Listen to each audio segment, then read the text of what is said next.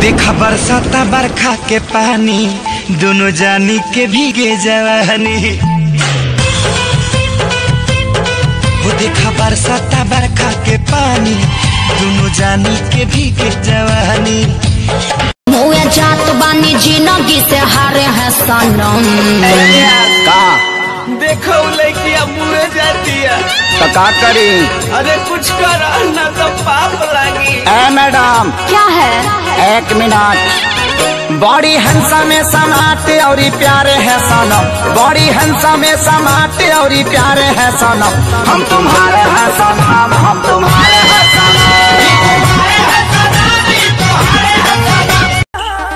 तेरी पतली कमर पे मटका भारी फूट जावेगा।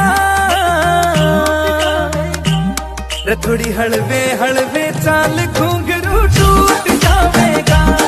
थोड़ी हलवे हलवे चाल घुंघरू टूट जावेगा।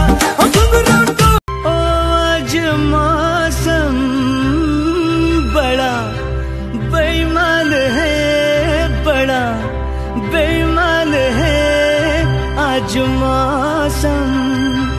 आज मौसम बड़ा बेईमान है, बड़ा बेईमान है आज मौसम।